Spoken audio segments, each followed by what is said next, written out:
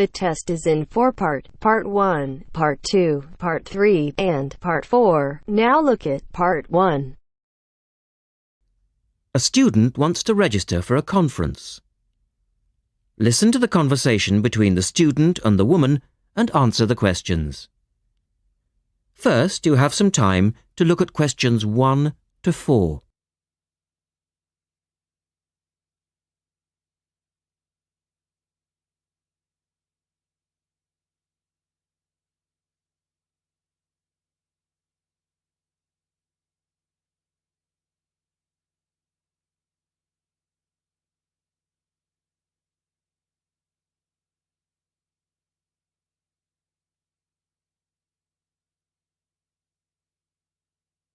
Look at the registration form.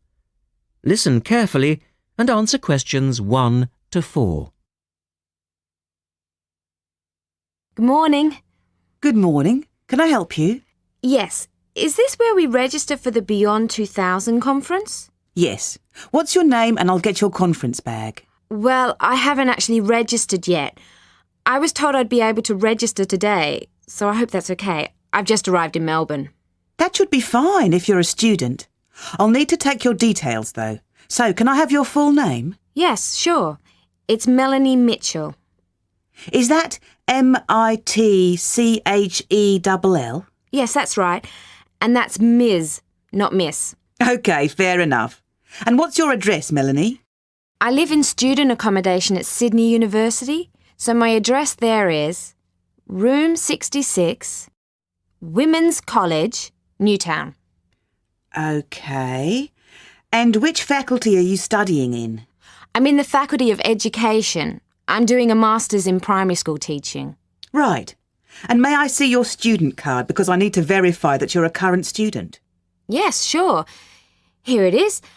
My number is 994578ED. The woman asks the student some more questions about the conference. Look at questions 5 to 10.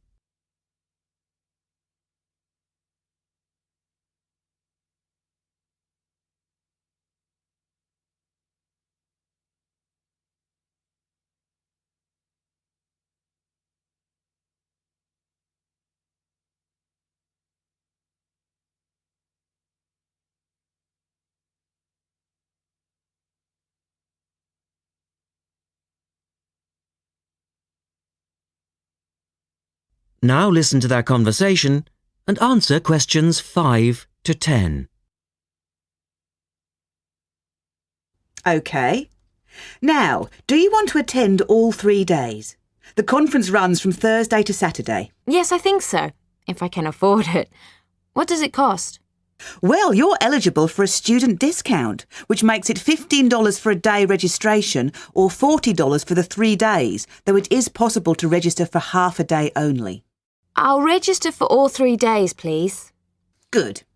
Now, will you be requiring accommodation while you're here in Melbourne? Yes, I suppose I will. What's available? Well, we have several levels of accommodation. You can share a room with another student for $25 a night. Or you can have your own room but share the bathroom. I believe it's just down the corridor. That's $45. Right. Or you can have a single room with your own bathroom. I don't mind sharing a room. On second thoughts, yes, I do.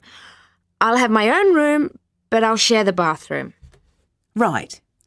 Now, the conference fee does not include meals, though you do get tea and coffee in the breaks. Shall I put you down for lunch? That's an extra $10 a day. And there's the conference dinner on Friday night, which is $25. Oh, and what about breakfast? Hang on a minute. It's all starting to sound rather expensive. I'll have the lunch, but not the dinner or breakfast, if that's okay. Perfectly okay. Now, a couple of other things. There are a number of special interest groups organised. They're known as SIGs, and you're asked to nominate your preference. They'll take place on the Friday afternoon and Saturday morning, but they're filling up quickly, which is why you need to nominate now. Right. What are the SIGs? Well, there are 6 altogether. Let's see.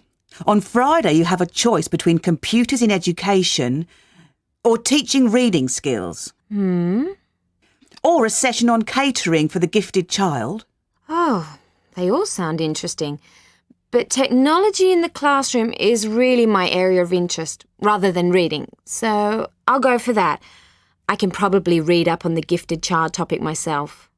Right.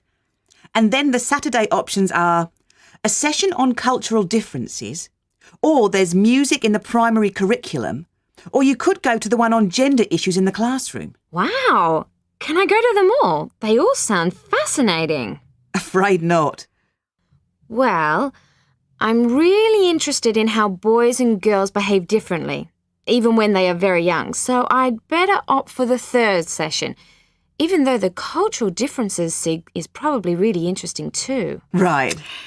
And the music option would be interesting. And how would you like to pay? We accept most credit cards or bank cheques, but not personal cheques, I'm afraid. Been caught out too often before. And cash, of course. We never say no to cash. I'll have to put it on my card because I don't have enough cash on me right now. That's fine. Enjoy your time here with us in Melbourne.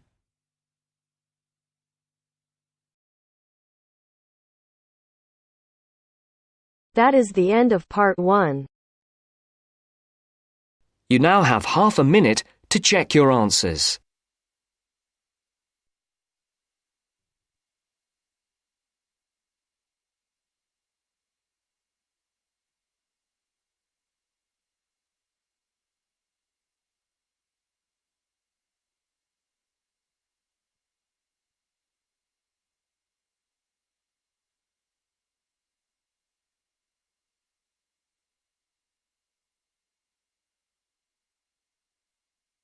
Now turns to part 2.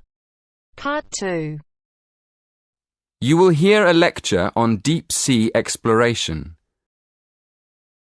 First, look at questions 11 to 14.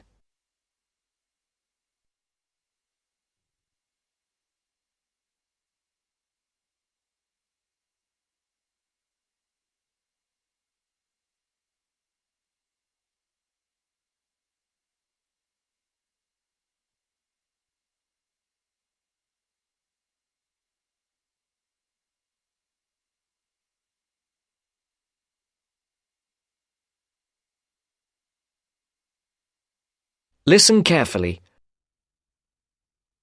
Good evening. My talk this evening will cover 3 main themes. First, I'll outline a timeline of how deep-sea exploration vessels developed. Secondly, I'll describe the most recent of these, the Deep-Sea Challenger. And finally, I'll look at some of the benefits of this deep-sea research. OK, to start with, let's look at how underwater exploration vehicles have developed over the years. The first manned deep-sea exploration vessel was invented in the 1920s. It was called a bathysphere, better known as a diving bell. It was basically a round metal structure with windows with just enough room for 2 men to sit in. And it was lowered into the ocean on a cable. The first descent in the diving bell took place in 1930, and in 1934 it went down to a depth of nearly 1,000 metres, which was impressive for the time.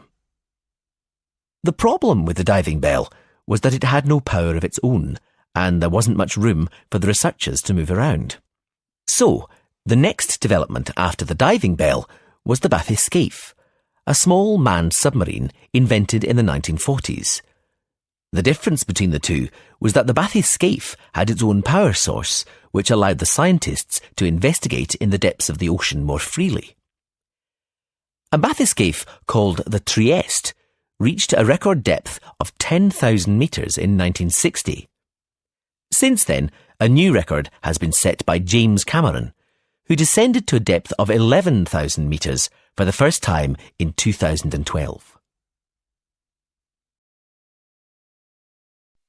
Before the broadcast continues, look at questions 15 to 20.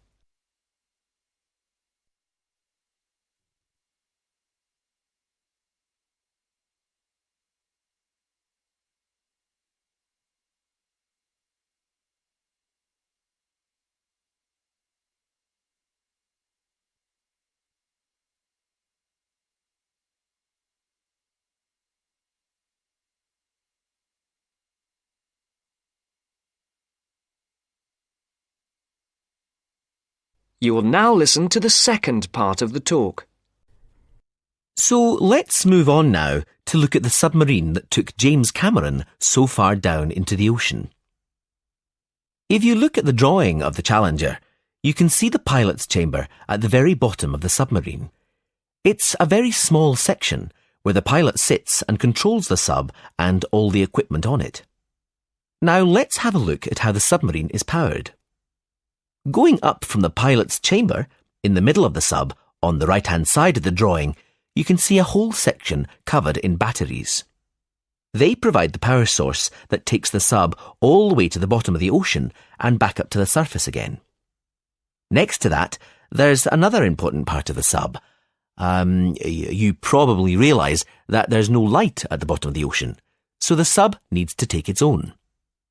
If you look at the back of the sub, in the middle, just next to the batteries, you can see the panel of lights. They provide the light for filming and taking samples from the seabed.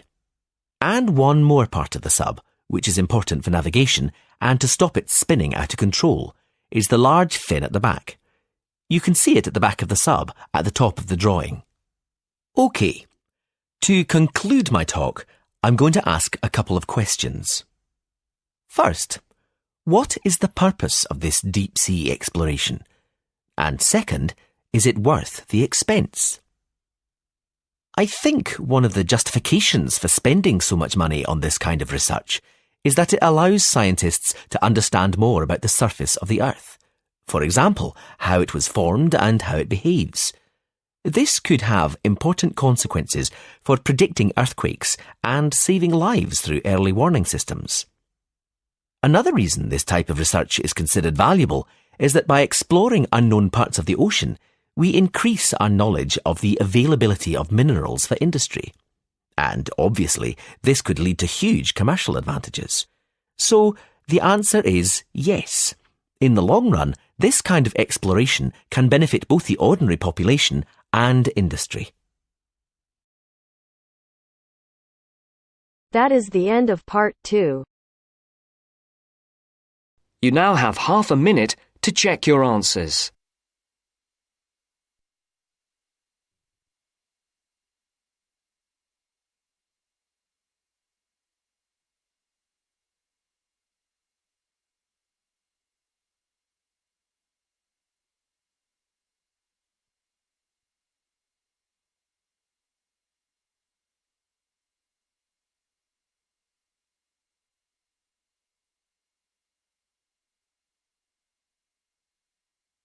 Now turns to part 3. Part 3. You will hear part of a lecture about psychology. First, you have some time to look at questions 21 to 24.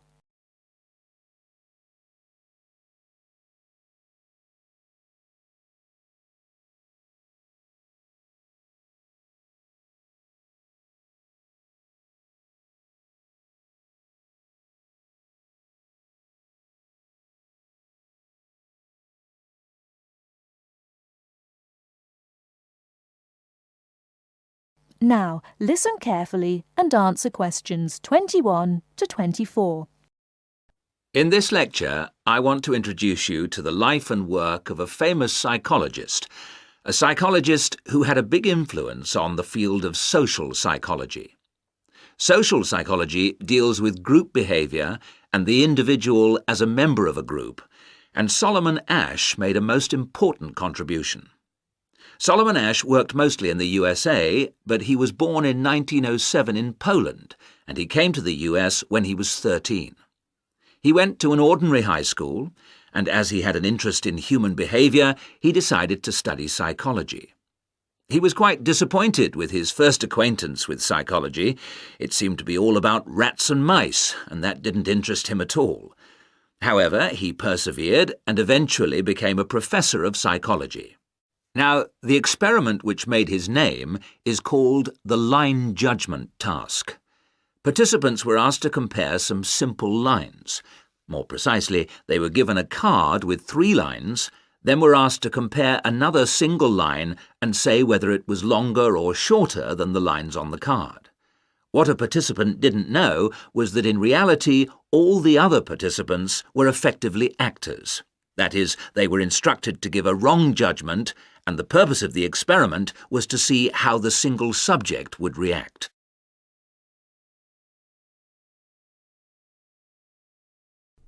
Before you hear the rest of the talk, you have some time to look at questions 25 to 30.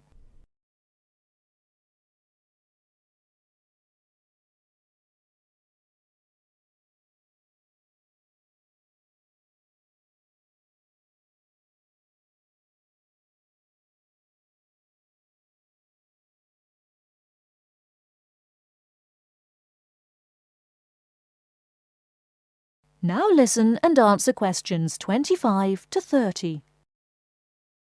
Listen to the second part of the talk. The subject would hear the others saying things about the length of the line which were clearly false. Most subjects answered correctly, in spite of the incorrect judgments of the others, but a proportion, 32%, conformed to the majority view, the incorrect view. This proportion was much, much higher than anticipated. Before the experiments, they'd thought 15% or lower might do this. To give you a bit more detail, I have an illustration up here on the board. A group of 6 or 7 people were given a card with 3 lines on it. There is a short vertical line, on the right of which is a longer line, and on the right of that there is another, still longer line. However, it's clear that the longest line is the right-hand one, the second longest, the middle one, and the shortest is the one on the left. The participants were given a second card with just 1 line on it. I should add that in these experiments people became very distressed. They found it very hard to deal with a situation where people were telling them things which were against the evidence of their own eyes. One woman became extremely agitated, running about measuring and looking and checking and shouting in a kind of massive anxiety. Now, what experiments which occurred sometime later found was that other factors can influence the result. For example, when there were more so-called participants, there was even more conformity. On the other hand, when people were able to respond in secrecy, by writing the result down, for instance, they made fewer incorrect judgments about the lines. Subjects gave various explanations for why they made the decisions they did. Although they weren't put under pressure by the experimenter, many felt that they would somehow spoil the experiment and upset the person running it if they didn't agree, no matter how stupid they felt. More simply, in other cases, they said they just wanted to not show themselves in a bad light. Whatever the reason, Ash's experiment has had a long history, and although incredibly... That is the end of part 3. You now have half a minute to check your answers.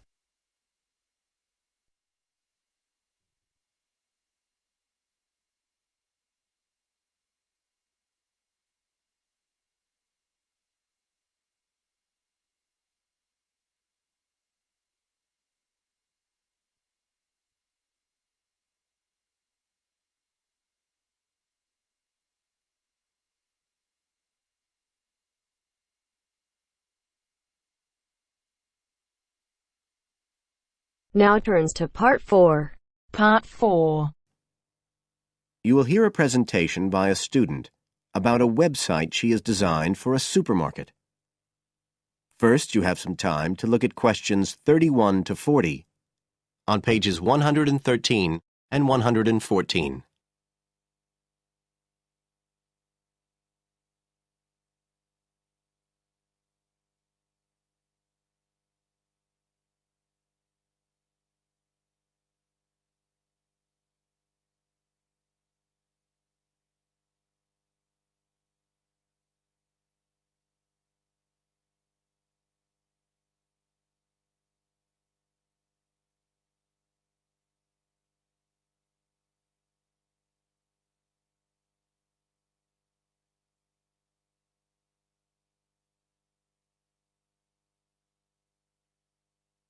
Now listen carefully and answer questions 31 to 40.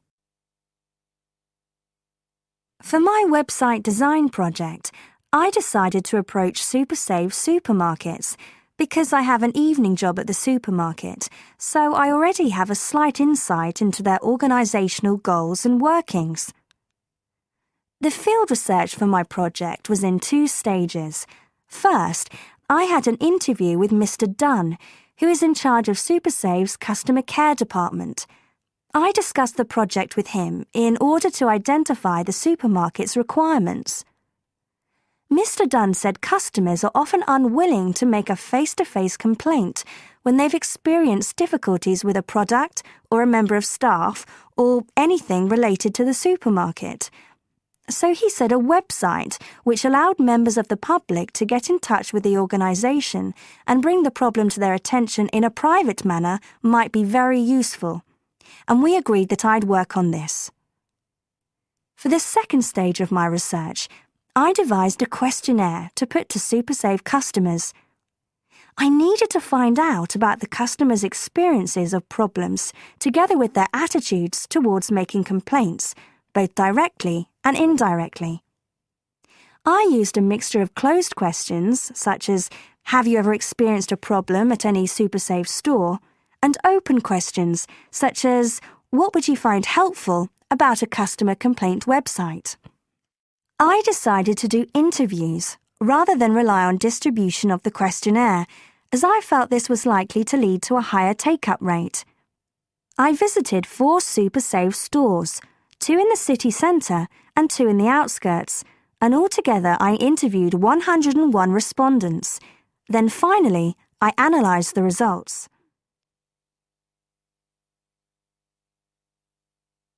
I found the results of the questionnaires to be very informative. I found that out of the total number of customers investigated, 64% had at some stage encountered a problem in a SuperSave store. Out of these people, the vast majority said that they hadn't reported the problem to any member of staff. They just kept it to themselves. The next thing I tried to find out was why they hadn't complained. Well, about 25% of the people I interviewed said the reason was that they couldn't be bothered, and a slightly smaller percentage said that they didn't have enough time. But 55% said the reason was that they felt intimidated. I finally asked if they would be more likely to complain if they didn't have to do it face-to-face, and nearly everyone I asked said that they would, 95% to be exact. I then set about designing the website to meet these needs. Once I'd completed the website, I made another appointment with Mr. Dunn to find out what he thought of it. Mr. Dunn said he felt that the pages would benefit his organisation by giving customers a new way of expressing their complaints and by making it easier to collect complaints, identify specific places where service and customer care were not as good as they should be, and act upon them accordingly. SuperSave is already a highly customer-orientated organisation, and he thought our website would be an excellent addition to their customer care effort. This is all well and good, but there still remains the general problem with websites, that there's a lack of access to online computers. Surprisingly, in my survey, I found that 88% of those interviewed had access to the internet, which I felt was quite high. But this access wasn't always direct. For some people, it was through their children and grandchildren and neighbours and so on, rather than being readily available in their own homes. This could prove to be a major drawback to the site, but it is still better to have it now to get the edge over competitors, however slight, and in the very near future, it is expected that almost everyone will have direct access to the internet. Another thing to consider is that at the moment I can only base our conclusions on data gathered from a tiny fraction of the supermarket's customer base. In order to get a better idea of how the site is doing and to see how well I have met my objectives, the site will need to have been up and running for at least a few months. After this time, it'll be possible to see whether or not people are actually using the site and if it's helping to make improvements to their customer service. It would also be interesting to study the effect of the site on staff at the supermarket. morale could be dented as more complaints come in. Staff may feel they are being unfairly criticised and that there is no need for another way for customers to complain.